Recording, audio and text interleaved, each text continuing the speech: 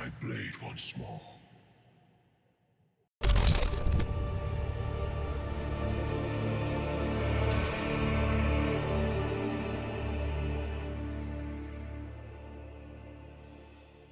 Maliketh the Black Blade, one of the most feared people in the lands between, shadowbound beast to Queen Marika herself.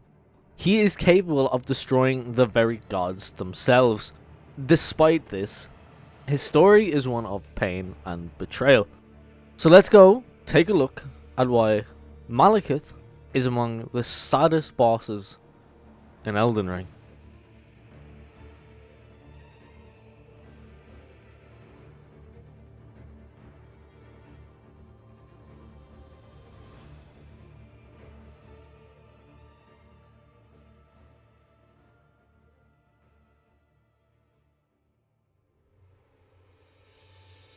It starts with Maliketh being the shadowbound beast of Queen Marika. Shadowbound beasts are these half-beasts that are often tailored to serve Empyreans. Certain Empyreans are granted their own shadow by the Two Fingers, vassals of the Greater Will. Shadowbound beasts are loyal to their Empyrean, but their fate is also determined by their Empyrean. If their Empyrean decides to reject the path the Two Fingers puts them on, the shadow will descend into madness and transcend into a terrible curse known as a baleful shadow. Maliketh was the first of the shadowbound beasts to be named. Before the Golden Order was established, Maliketh fought and defeated the Gloam-Eyed Queen, leader of the Godskin Apostles. Marika ordered him to seal away the Rune of Death, binding it with his blade, causing the true power of the Black Flame to be lost, a power that was capable of slaying gods. When the Rune of Death was removed from the Elden Ring and sealed away, the Golden Order was established, with Marika as its one true god. Due to this, Marika's offspring were granted somewhat of an immortality, with their fated deaths from the Elden Ring being removed.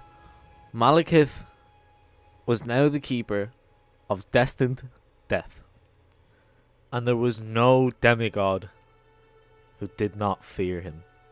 His name eventually gained the meaning Death of the Demigods, as his death-imbued blade had the power to slay them all. The golden age of the Erdtree was upon them. The Golden Order was at its peak, until the most pivotal event would take place. We're back again. The night of Black Knives. The night in which the lands between and the Golden Order would be changed forever. We've talked about one half of this in the video about Godwyn, so make sure to check that out after this. So let's talk about the other. On the wintry night, Lunar Princess Ranni would steal a fragment of the Rune of Death from Maliketh, and she would forge it into the blades for the Newman assassins. Maliketh responded to this by binding his blade and the Rune of Death sealed within into his own flesh to prevent it ever being stolen again. Soon after this, Marika would shatter the Elden Ring. Something we'll come back to later. Deathroot would spread all across the lands between.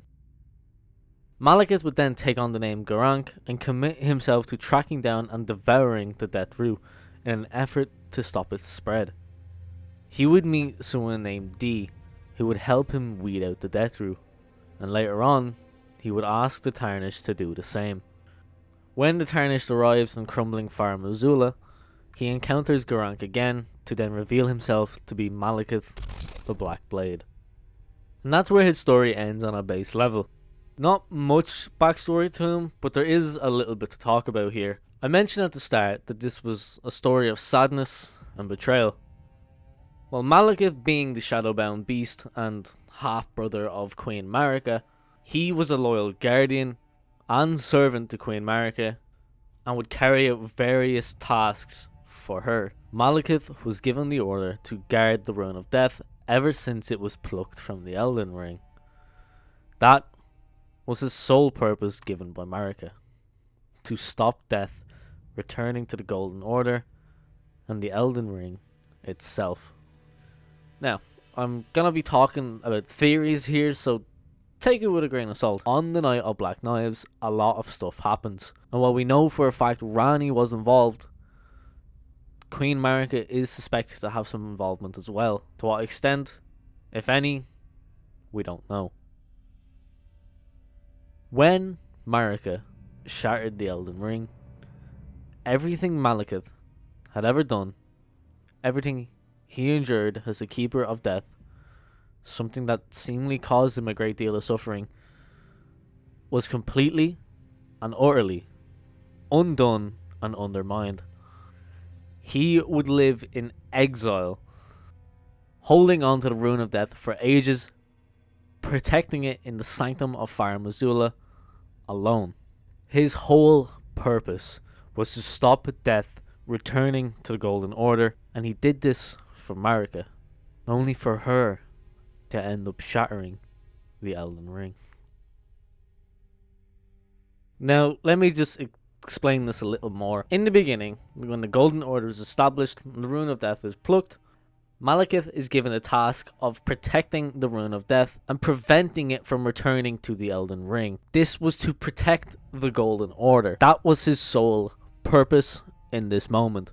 And then for Queen Marika to shatter the Elden Ring herself, and with it the Golden Order, it ultimately undermines his task of protecting it in the first place. There is also some speculation that Queen Marika herself planned the Night of Black Knives and wanted to return Destined Death to the Golden Order. There is a lot of stuff that kind of lead into these theories, a lot more than I'm going to talk about here. But Maliketh would see this as a betrayal on Marika's behalf. Talks about this if you kill Gurranq in the bestial sanctum. If done so, he will say, "Marika, why wouldst thou gull me? Why shatter?"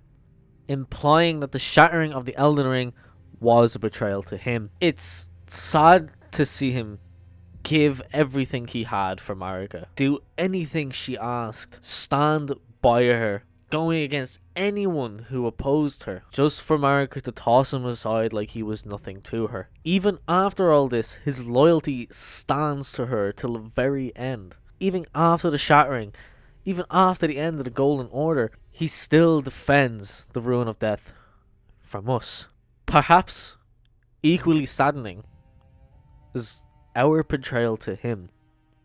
After you finish Gurranq's questline, he leaves, stating that his only companion now will be his hunger. When you go to fight Maliketh, if the questline is completed, you get a different voice line when you enter the arena.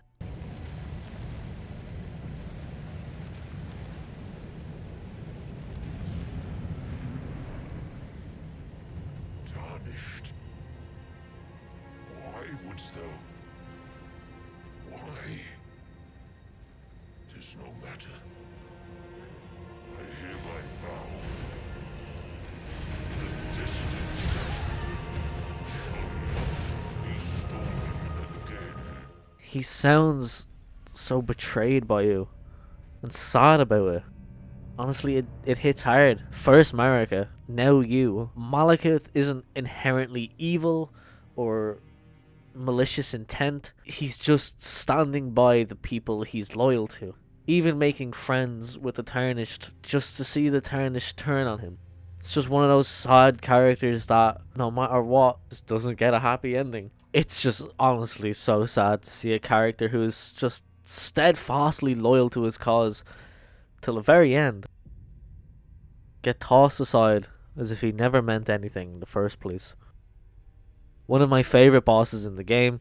Such an enjoyable fight and such an insanely cool character with one of the coldest lines in fiction. Oh, death.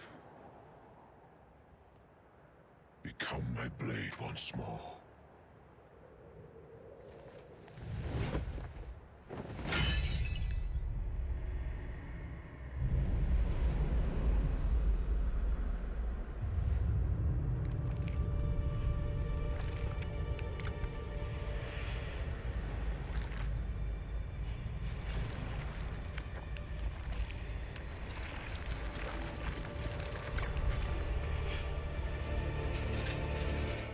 But that does it for Maliketh. I hope you enjoyed it. I want to talk more about theories in Elden Ring a lot more. Just discuss it, see where it goes, talk about some of my favorite theories, some that I don't think are that great. But I mentioned this in the Soldier 76 video that I'm going to start branching content more out to these sort of Elden Ring videos and maybe just Souls games in general. Break a little more into fantasy, because I feel like that's more so where my personality and interests are now. I'm still a really big fan of Overwatch and I love Overwatch, but I'm heavily burnt out of it and I have no urge to play it. So I want to talk about and make stuff about stuff I enjoy and I'm really passionate about talking, and make stuff that is fun. I don't want to just make stuff to be like, okay, that's Overwatch, put an Overwatch video out there, and it's just, I don't have my whole heart in it. I want to talk about stuff that I enjoy and content that I feel like is fun to make. But if you did enjoy, hit that subscribe button. It does help out quite a bit, and I've made it to this part in the video, thank you so much. But yeah, I'll see you guys in the next one. This was Maliketh the Black Blade.